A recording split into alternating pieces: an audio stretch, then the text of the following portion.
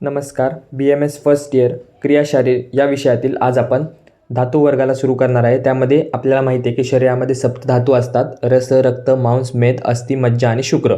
तर यापैकी आज आपण रसधातू या टॉपिकच्या डिटेलमध्ये नोट्स पाहणार आहे. त्यामध्ये जर तुम्हाला धातूवर जर LAQ विचारला तर सगळ्या धातूंचा किंवा रसधातू जर तुम्हाला आला तर त्याचं डिटेलमध्ये कोणकोणते पॉईंट्स त्यामध्ये कव्हर झाले पाहिजे, कोणते पॉईंट्स लिहिले पाहिजे, त्याचा सिक्वेन्स काय असेल, तर हे सर्व पॉईंट्स आपण आज या व्हिडिओमध्ये पाहणार आहोत. तर व्हिडिओ शेवटपर्यंत नक्की पहा. तर सुरू करूयात रसधातू. सुरुवातीला सप्तधातूंपैकी रसधातू हा प्रथम क्रमांकाचा धातू आहे. त्यानंतर आहारसाद्वारे सर्वप्रथम रसधातूचे पोषण घडत असते व त्यानंतर क्रमशः रक्त, मांस, मेद, अस्थि, मज्जा, शुक्र या धातूंचं पोषण होत असतं. रसधातू हा सौम्य व गतिसंपन्न धातू आहे. तर हे झालं रसधातूबद्दल इंट्रोडक्शन. आता सगळ्यात पहिला पॉईंट तो म्हणजे त्याची उत्पत्ती. ज्या धातूचे हृदयामधून सर्व शरीरामध्ये सतत वहन होत असते त्याला आपण रसधातू असे म्हणतो. त्याची निरुक्ती: तत्र रसगतौ धातू अहर गच्छति इति अतो रसः. तर त्याची निरुक्ती आहे. जर तुम्हाला सर्व धातूंचे दोषांचे श्लोक एकत्रितपणे पाहिजे असतील तर तुम्ही नक्कीच कमेंट करू शकता. आपण ते एकत्रितपणे देखील प्रोव्हाइड करूया. जर तुमचे श्लोक पाठ होत असतील तर आत्तापासून पाठ करायला सुरुवात करा, जेणेकरून तुम्हाला युनिव्हर्सिटी एक्झामिनेशनच्या आधी प्रिपरेटरी लिव्हमध्ये तुम्हाला श्लोक पाठांतरावर जास्त फोकस करायची गरज नाही आहे. जर तुमचे वर्षभर श्लोक पाठ असतील तर तुम्ही नंतर फक्त रिवाईज केलं तरी तुमचं होऊन जाईल. त्यानंतर नेक्स्ट पांचभौतिक संघटन. त्यामध्ये रस आप्य हा त्याचा श्लोक आहे. रसधातूमध्ये जलमहाभूताचे आधिक्य असल्याने रसधातू द्रव स्वरूपामध्ये असतो. त्यानंतर रसधातूचे पर्यायी नावं: सौम्य धातू, आहार प्रसाद, धातुसार, त्यानंतर आहार तेज, अग्निसंभव आणि अश्रुकर. तर हे रसधातूचे पर्यायी नावं आहेत. त्यानंतर नेक्स्ट त्याचं स्थान. रसधातूचे वहन सर्व शरीरामध्ये होत असल्याने सर्व शरीर हे रसधातूचे स्थान आहे. आपल्याला माहिती आहे की रसधातू हा सर्व शरीरामध्ये वहन करतो, त्यामुळे रसधातूचे स्थान हे सर्व शरीर सांगितलेलं आहे. त्यानंतर स्त्रोतस, हृदय व त्यापासून निघणाऱ्या धमन्या हे रसव स्त्रोतसाचे मूल स्थान आहेत. जसं आपण धातू दोष सर्व पाहणार आहोत तसंच तुम्हाला स्त्रोतसांचे मूल कार्य आणि त्यांचे मूलस्थान खूप इम्पॉर्टंट आहेत. तुम्ही जसं जसं फर्स्ट इयरला तुमची आता सुरुवात झालेली असेल, जसं तुम्ही पुढे जाल तसं तुम्हाला समजेल की जो अभ्यास आपण एका विषयात करतो तो तुम्हाला दुसऱ्या विषयामध्ये कुठं ना कुठंतरी उपयोगी पडतो. तर त्या अनुषंगाने तुम्ही अभ्यास करा, तुम्हाला युनिव्हर्सिटी एक्झाम्स खूप इझी जातील.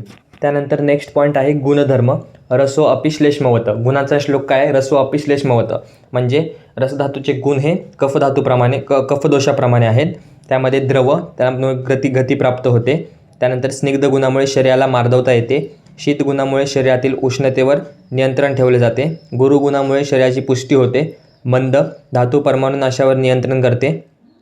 लक्षण गुणामुळे व्रणरोपण हे कार्य घडते आणि मृत्सन गुणामुळे शरीराची झीज कमी होते. तर हे होते रसधातूचे गुणधर्म. रसधातूचे गुणधर्म जर तुम्हाला विसरायसारखं झालं किंवा आठवत नसतील तर लक्षात ठेवायचं, रस आणि कफ हे सेम आहेत, तर त्यानुसार त्याचे गुणधर्म येतात. त्यानंतर नेक्स्ट पॉईंट आहे रसधातूचे कार्य, शरीरावर होणारे कार्य. रसस्तुष्टी प्रीणनम रक्तपुष्टीच करोति. प्रीणन करणे, तुक्ती करणे आणि रक्तपुष्टी करणे. तर हे रसधातूचे कार्य आहेत. नेक्स्ट रसधातूचं प्रमाण. आता इथे प्रमाण हा कोणत्याही धातूचं प्रमाण तुम्हाला MCQला विचारू शकतात.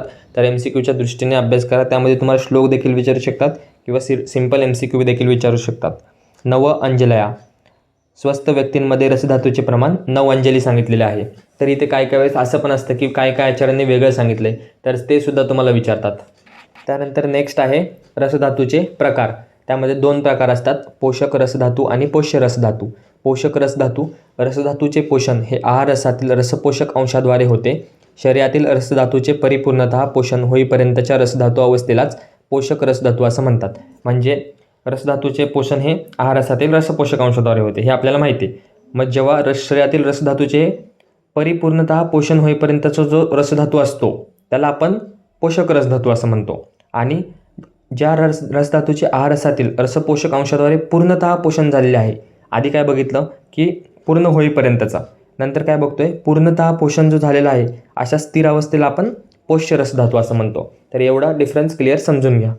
त्यानंतर उपधातू. रसधातूचे उपधातू स्तन्य आणि रज आणि मल, कफ आणि लसिका. तर धातू, दोष, क्रियाशरीरमधले हे असे टॉपिक आहेत जे जास्त वेटेजचे आहेत आणि जे तुम्हाला पेपरमध्ये खूप इम्पॅक्ट पडून जातं. की तुम्ही जर एवढे टॉपिक्स क्लिअर केलेले असले 5-6 क्रियाशरीरमधले तर तुम्हाला ते MCQ, SAQ, LAQ अशा तिन्ही गोष्टींमध्ये फायदेशीर ठरतात. म्हणजे तुम्ही हे जर टॉपिक पक्के केले तर तुम्हाला खूप फायदा आहे एक्झाममध्ये. त्यानंतर कोणताही धातू लिहिताना शेवटचे पॉईंट्स म्हणजे त्याचे वृद्धी आणि क्षय लक्षणं.